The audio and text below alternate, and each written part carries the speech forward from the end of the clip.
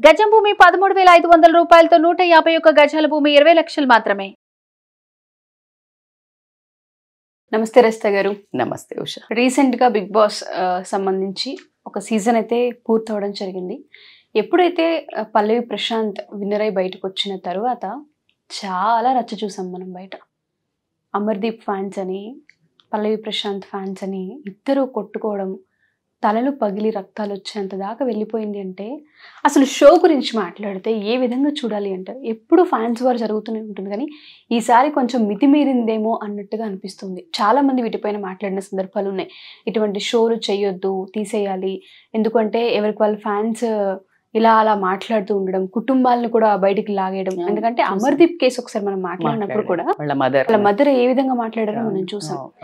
వాళ్ళిద్దరికి ప్రాబ్లం ఉందో లేదో తెలియదు, కానీ ఫ్యాన్స్ ఎక్కువగా రియాక్ట్ అవ్వడం, తెలియకుండానే వాళ్ళు సెల్ఫ్ హార్మ్ చేసుకుంటూ ఉన్న సందర్భాలనే మనం చూస్తున్నాం.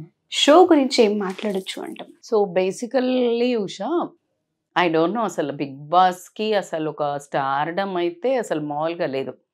అంటే విపరీతంగా బిగ్ బాస్ స్టార్ట్ అయింది అని అంటే, మొన్న నేను ఏదో మా ఫ్రెండ్స్ అందరం కూర్చొని మాట్లాడుతుంటే బిగ్ బాస్ చూస్తున్నప్పుడు ఫోన్స్ ఏమన్నా వస్తే కూడా ఎత్తాను నేను. అంటే అసలు అదొక ఎడిక్షన్ లాగా నడవటం జరిగింది. దీనివల్ల నాకు ప్రజల నాడి ఏంటి అంటే, వేరే వాళ్ళు గొడవ పడుతున్నా, ఏదో ఒక రచ్చ అవుతున్నా, అలాంటి మసాలాలకు అలవాటు పడ్డాం మనం పబ్లిక్. ఈ పబ్లిక్ సపోర్టుతో ఎవరైతే ఇప్పుడు ప్రొడ్యూస్ చేస్తున్నారో ఈ బిగ్ బాస్ ఇలాంటి షోస్ని, వాళ్ళకి ఇంకా ఉత్సాహం దొరుకుతుంది. అంటే ఇంకేదో స్పైసప్ చేయాలా, ఇంకేమో స్పైసప్ చేయాలా అని లోపల కూడా మీరు ఫస్ట్ 1-2 ఎపిసోడ్స్, నేను హానెస్ట్గా చెప్తున్నా, యూనో ఇట్ ఇస్, అంటే చాలామంది తిట్టుకుంటారు కదా, అబ్బో ఈమె చూడదా అని. కానీ నేను హరితేజ ఒక ఎపిసోడ్లో ఆవిడేదో ఒక బుర్రకథ చెప్పింది, అది బాగుంది అని అంటే నేను ఒక ఎపిసోడ్ పెట్టుకొని చూడడం జరిగింది. అది చాలా ఫన్నీగా, హిలేరియస్గా, చాలా మెచ్యూర్డ్గా జరిగింది. ఫస్ట్ అన్నంగా విన్నాను నేను, 1-2 ఎపిసోడ్స్ చూసా. తర్వాత నుంచి ఎక్కడ అంటే ఆన్ అండ్ ఆఫ్ వింటూ ఉంటే నాకు అర్థమైంది ఏంటి అంటే, రిలేషన్స్ కూడా చెడిపోయాయి ఉషా. అందులోకి వెళ్ళినాక అది స్క్రిప్ట్ అనడం, రిలేషన్స్ ఫామ్ అవ్వడము. బాలీవుడ్లో తీసుకుంటే కొన్నిసార్లు పెళ్ళిళ్ళు కూడా చేసుకున్నారు కొంతమంది. కానీ అమ్మాయిలు అబ్బాయిలు అంటే టూ మచ్ క్లోజ్నెస్కి వచ్చి తర్వాత గొడవలు పడి ఎఫ్ఐఆర్స్ స్టార్ట్ అయ్యి, ఎఫ్ఐఆర్స్ ఉన్న వాళ్ళ విడిపోయి, ఇలాంటివి ఎన్నో వింటున్నాం. అంటే ఒక షో అనేది ఏదైనా, మన ఇండస్ట్రీ ఏంటి, ఎంటర్టైన్మెంట్ ఇండస్ట్రీ. ఎంటర్టైన్మెంట్ కాస్త ఎట్లా అంటే ఇంత రైవలరీ, ఎనిమిటీ, అల్ల కల్లోలము కుటుంబాలలో రేపడం జరుగుతుంది. నాకు గుర్తున్నంత వరకు కౌశల్ది కూడా, కౌశల్ ఆర్మీ అని అప్పుడు ఉంది, తర్వాత విన్ అయిన తర్వాత మోసం అని. అంటే నాకు తెలిసి నేనే తీసుకోలేకపోయినా తనని అన్ని మాటలు. అంటే కౌశల్ అప్పుడు చాలా హ్యూమిలియేట్ చేసిండ్రు ఆయనను, ఫ్యామిలీని లాగిండ్రు. వాళ్ళ కుటుంబాలు వింటే ఎంత హర్ట్ అవుతాయి కదా మాటలు. పిల్లలు ఉన్నారనుకోండి ఎంత బాధపడతారు, తల్లిదండ్రి. డబ్బు ఒకటే ముఖ్యం కాదు, స్టార్డమ్ ఒకటే ముఖ్యం కాదు కదా ఉషా. వాళ్ళని అదే ముద్రతో మిగతా జనాలను చూస్తుంటాం కదా. నువ్వు వీళ్ళది స్క్రిప్ట్, వీళ్ళు అంతమందమే మనం అనుకున్నాం. ఇప్పుడు ఏంటి, వాళ్ళు బాగానే ఉంటారు, ఈ ఫ్యాన్స్కి ఏమైంది గొడవ, రక్తాలు వచ్చేట్టు కొట్టుకున్నారంట నిన్న. ఏంటి సింపుల్, అమర్దీప్ వాళ్ళ ఫ్యాన్ గురించి ఎవరో బయట అడిగితే మాట్లాడుతుంటే వేరే ప్రశాంత్, పల్లవి ప్రశాంత్గా వాళ్ళు వచ్చేదో కొంచెం చరుగు అనేది అంటం వల్ల వీళ్ళకి ఇంకా ఆల్రెడీ ఓడిపోయిన ఉక్రోషం ఉండటం, అవన్నీ ఇంకా విపరీతంగా పడిపోయి తలలు పగలగొట్టుకునేంత వరకు కొట్టుకుని, అమర్దీప్ కారెక్కి కారద్దాల ఏంటది. ఒక్కసారి కామన్ సెన్స్ ఫ్యాన్స్కి అసలు కనీసం నీకేమైనా అవార్డో రివార్డో ఉందా? నీ తల్లిదండ్రి కోసమో, నీ అక్క చెల్లెళ్ళ కోసమో, నీ చదువు కోసమో ఏ రోజైనా అంతగానో ఫైట్ చేసుకున్నావా?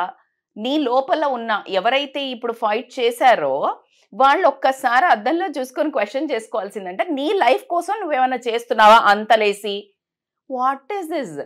మినిమం కామన్ సెన్స్ ఎక్కడికి పోతుంది? నీ కుటుంబం కోసము, నీ కోసము నువ్వు అలా సెల్ఫ్ యుద్ధం చేసుకుంటే నువ్వు ఎక్కడుంటావు? ఇలాంటి పనికి ఫ్యాన్ నచ్చడం, ఒక మనిషి సపోర్ట్ చేయటం ఖచ్చితంగా ఓకే. కానీ నిన్ను ఇప్పుడు ఎవరైతే అందులో పార్టిసిపేట్ అయ్యి ఆ గొడవలో ఉన్నారో, నీకు పుసుకున్న ఏమన్నా అయ్యి, నీ ప్రాణానికి ఏమన్నా అయితే ఆ తల్లిదండ్రులు ఏం కావాలా, ఆ కుటుంబం ఏం కావాలా? బుర్ర పనిచేయట్లా. వాళ్లకు స్టార్డమ్ వచ్చింది, రేపొద్దున అవకాశాలు వస్తాయి, రేపొద్దున డబ్బులు వస్తాయి, 4వ రోజు వాళ్ళంతా కలిసి పార్టీ చేసుకుంటారు. నీ బుద్ధి ఎక్కడ పోతుంది? అయితే ఇప్పుడు ఈ స్క్రిప్ట్ రాసి దీన్ని ఈ రకంగా ఉత్సుకత చూపించే ప్రొడ్యూసర్లు కానీ, ఈ టీవీ ఏదైతే టీవీ నుంచి ప్రసారం చేస్తున్నారో, నేను రాంగ్ అని చెప్పను. దానికి ఒక లిమిట్, ఒక బ్యారియర్, ఒక బ్యూటీని తీసుకెళ్తేనే బాగుంటుంది.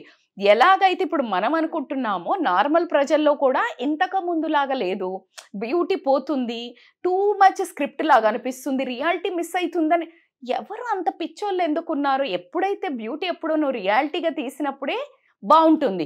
మరీ మితిమీరిన కాన్ఫ్లిక్ట్ తోటి స్క్రిప్టింగ్ తోటి ఏం చేస్తారో అది నాకు బిగ్ బాస్ పెద్ద ఐడియా లేదు. బట్ ఎంటర్టైన్మెంట్ కాస్త ఎంత ఎట్లాంటి లైఫ్లలో ఆ రోజు వాళ్ళ మదర్ ఎట్లా మాట్లాడినారు, ఆవిడ ఏజ్కి ఆవిడ పడ్డ స్ట్రెస్కి ఆవిడకి ఏమన్నా అయ్యి ఉంటే, జీవితంలో నువ్వు ఈ షోతో నువ్వు సంపాదించుకున్నది ఏంటి? సరే పేరు కంటే డబ్బు కంటే నువ్వు ఇలాంటివి ఏమైనా సంపాదించుకున్నది మాత్రం అది మంచి రెప్యుటేషన్ ఎప్పటికీ కాదు కదా ఉషా. ఏదైనా ఒక ప్రోగ్రామ్ చేస్తే దాని త్రూగా ఎంటర్టైన్మెంట్, నేను ఒక పిక్చర్ ఒక ఎంటర్టైన్మెంట్ ఛానల్లోనే డాన్స్ షోస్ ఏదో అయితే చిన్నగా రామకృష్ణ గారు వీళ్ళెవరో అసలు ఎంత ఆహ్లాదంగా ఉంటుందో చూస్తే అలా కూర్చుని హాయిగా శ్రీముఖి వీళ్ళు చేశారు. అలా ఉండాలి. ఈ షో ద్వారా ఎంత ఎనిమిటీ ఫ్యామిలీలల్లో, అందులో ఫ్యాన్స్లలో, కుటుంబాలలో స్ట్రెస్, ఆ స్ట్రెస్ అంత అవసరం అంటారా? ఏముంటుంది వీటికంటే, ఈ నార్మల్ షోస్ కంటే ఒక 20% 30% ఇన్కమ్ జనరేట్ అవుతుండొచ్చు. On cost of what? On the cost of fans feelings. ఈ ఫ్యాన్స్కి మనమే, నేను one of the fan for somebody or something, అదే అంటున్నా. ఆ ఫ్యాన్స్ ఒక మనోభావాలతోటి లిటరల్లీ హిప్నటైజ్ చేస్తున్నట్టే కదా. పిచ్చి పిల్లలు కాకపోతే పల్లవి ప్రశాంత్ అయినా అమర్దీప్ అయినా వీళ్ళు కూడా ఒక బయట ఇవ్వాల్సింది కదా. మాకు అలాంటివి ఏమి ఉండవు, మేమంతా బాగానే ఉంటాము, మీరు అనవసరంగా గొడవ పడకండి, షో మీరు మనసుగా తీసుకోవద్దు అని వీళ్ళు ఇస్తే ఫ్యాన్స్ నెమ్మదిగా ఉంటారు కదా. ఇప్పుడు దెబ్బలు తగిలిన వాళ్ళకి వీళ్ళంతా ఎంతమందిని సంజాయిస్తారు? దేవుడు దయవల్ల అందరూ బాగుండాలి, బాగున్నారు అని మనం కోరుకుంటూ ఇప్పుడు ఫైట్ అయిన దగ్గర పుసుకుని ఏమన్నా అయ్యి ఉంటే ఎలా ఉండేది ఉషా? ఆ తల్లిదండ్రులకి కానీ ఆ కుటుంబాలకి ఎంత అన్యాయం జరిగి ఉండేది. ఆ కామన్ సెన్స్ పెట్టుకొని ఫ్యాన్స్కి మీ అందరికీ రిక్వెస్ట్, మీ అభిమానము అద్భుతం. నేను కొంచెం ఎక్స్పీరియన్స్ అవుతున్నాను కాబట్టికే నాకైతే మాటలు లేవు. నాకు తెలుసు ఆ ఫ్యాన్ అది ఎలా చూపిస్తారు మీ ప్రేమ అనేది, అది పొందే వాళ్ళకే తెలుస్తుంది. నాకు ఖచ్చితంగా చెప్తాను.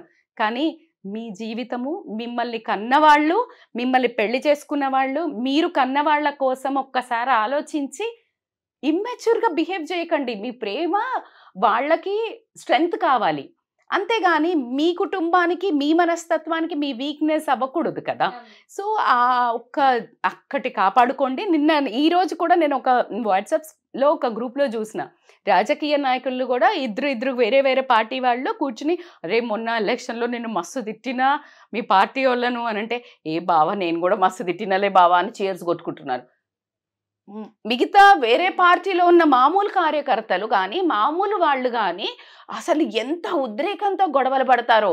సో ఇక్కడ from politics, cinema industry first number 1 number 2 Ranbir Singh మన వీళ్ళు రామ్ చరణ్, ఎన్టీఆర్ వీళ్ళంతా ఎంత ముద్దుగా కలిసిపోయి బ్రదర్స్ లాగా ఉంటున్నారు.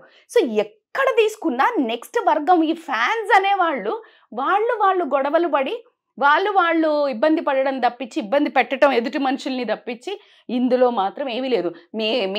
లేకపోతే అంటే ఇప్పుడు అలా ఇంకొక హీరోని తిట్టడం, ఇంకొక పొలిటికల్ లీడర్ని తిట్టడం, ఇలా ఇంకొక ఎవరైతే ఆడుతున్నారో బిగ్ బాస్ కంటెస్టెంట్స్ని తిట్టడం వల్ల ఉక్రోషం పెంచి గొడవలు అవుతున్నాయి. వాళ్ళు బాగానే ఉంటున్నారు. సో ఆ ఒక్క కామన్ సెన్స్ మిస్ కాకండి అబ్బా. ఎందుకంటే మీరు లేకపోతే ఏ ఇండస్ట్రీ లేదు, ఆడియన్స్ లేకపోతే అసలు ఏ ఇండస్ట్రీ లేదు. లాస్ట్కి మా ఇంటర్వ్యూ చూడాలన్నా మీరే మీ ప్రేమనే. కానీ ఆ ప్రేమ చాలా అమూల్యమైనది.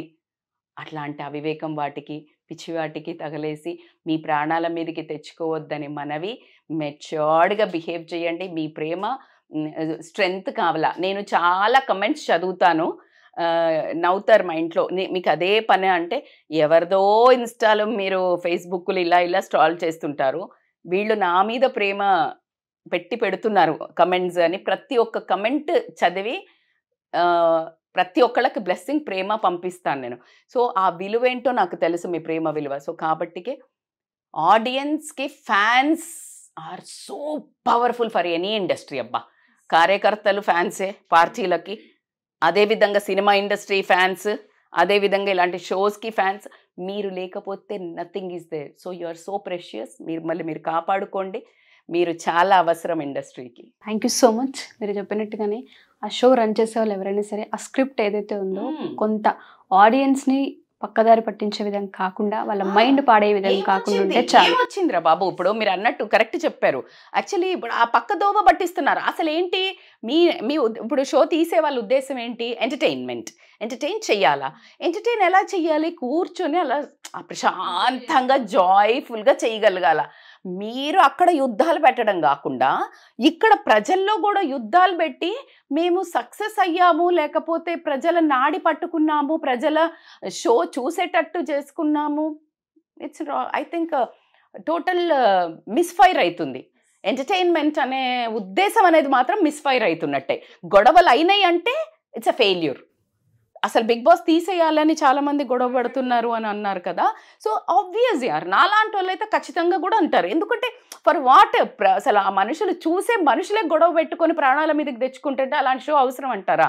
సో కాబట్టి కంటెస్టెంట్లు కూడా స్టార్డమ్ వాళ్ళ లైఫ్ వస్తుంది కాబట్టి మీకు ఎంత వీలైతే అంతవరకు మీ పర్సనల్ బైట్స్ ఇస్తూ ఉండండి. ఒక్కసారి వీలైతే ఎవరైతే పల్లవి ప్రశాంత్ ఉన్నారో, అమర్దీప్ గారు ఉన్నారో, వీళ్ళంతా ఏం చేయండి అంటే జస్ట్ గివ్ ఎ బైట్స్. మీ ఫ్యాన్స్ మీకోసము గొడవలు పడుతున్నారు, అదేం లేదు, మేమంతా బాగున్నాము, మీరు దయచేసి అని ఒక చిన్న బైట్ ఇస్తే కనుక వాళ్ళకు మీరు అభిమానం చూపించినట్టే. Exactly. Thank you ma'am. Thank you so much. Thank you so much Usha.